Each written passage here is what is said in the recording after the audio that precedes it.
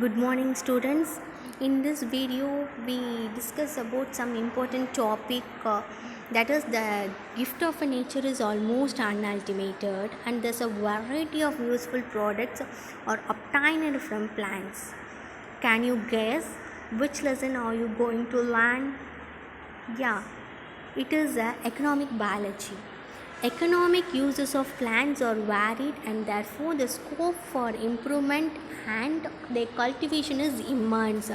Floriculture and horticulture have created considerable public awareness. In recent scenario, more emphasis is given to the progress of economic aspects of zoology like aquaculture, vermiculture, apiculture, and dairy farming, which are gaining more importance as animal based farming due to their economic and commercial values. Animal farming has now become an agro based entrepreneurship and is beneficial to rural farmers. Next slide we can see the horticulture. What is horticulture? Horticulture, it is a branch of agriculture that deals with the cultivation of fruits, vegetables and ornamental plants.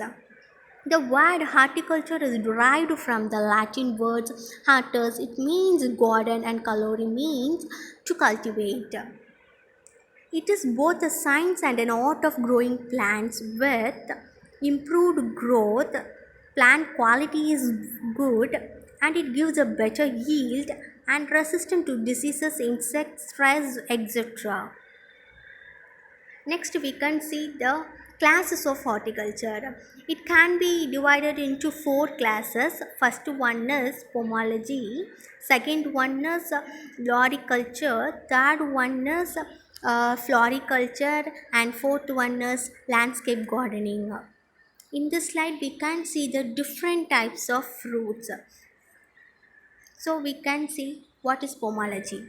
It is a fruit farming. The term pomology is derived from the Latin word pomum. It means fruit and logy means study. It deals with development, enhancement of fruit quality, how to cultivate techniques, regulation of production periods and reduction of production cost of fruits. In next slide, we can discuss about the horticulture.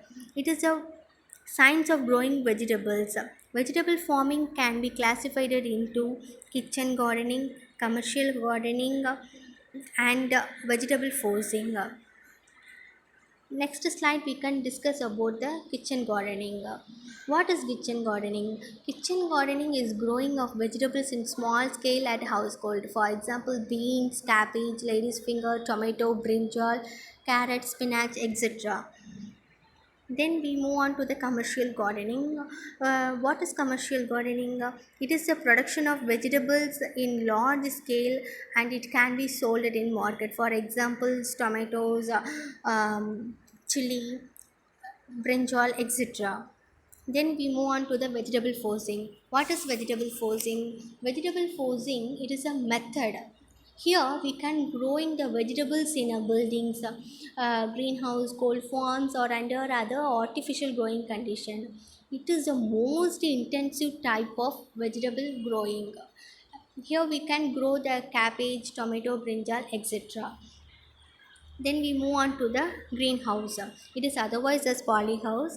It is a framed structure covered with transparent material to grow crops under partially or fully controlled environmental condition to get optimum growth and productivity. It is the fastest growing sector in agriculture worldwide. Then we can see the what are the advantages of greenhouse. First one is water requirement of crop is very low. Second one is yield is very high compared to outdoor cultivation. Third one is limited pesticide is needed. Here we can see the pic of greenhouse. Next we move on to the floriculture. In this slide we can see the more flowers. What is floriculture? It is the art of cultivation of flowering and ornamental plants in garden for beauty. It is concerned with growing traditional flowers, cut flowers for beautification and value added products like essential oils and pharmaceutical compounds. For example, chrysanthemum and petunia. Next slide, we can see the two types of flowers. One is chrysanthemum and another one is petunia. Then we can see what are the uses of flowers. First one is for decoration purpose. Second one is for personal needs and religious and ceremonial offering. Third one is it increases a country's economy. Then we move on to the last one, that is landscape gardening. What is landscape gardening? It is a study of designing and constructing landscapes in homes, business friends, and public areas. Then we move on to the manuring. What is manure? It is an organic compound. The organic manures are predominantly and it can be derived from plant debris, animal feces, and microbes. They make the soil more fertile by adding nutrients like nitrogen, etc. Some animal manures. First, it consists of the feces and urine from the livestock like cattle, horse, pigs, sheep, chickens, turkeys, rabbits, etc. Manures from different animals have different qualities and different application. Next slide, we can see the sheep and goat manure. It contains higher nutrients than farmyard manure. It contains 3% nitrogen, 1% phosphorus pentoxide, and 2% potassium oxide. Then we can discuss about the compost. What is compost? It is a soil conditioner as well as a fertilizer. It is rich in nutrients. It is produced by the natural decomposition of organic matter such as crop residues, animal waste, food waste, industrial and municipal wastes by microorganism under controlled condition. In this slide we can see some worms, that is the earthworms. It is a this process is called the vermicompost. Vermicompost is a method of making compost with the help of a earthworm which generally live in soil. They eat biomass and excrete it in digested form. This compost is generally called vermicompost. Then we can see green manure. What is green manure?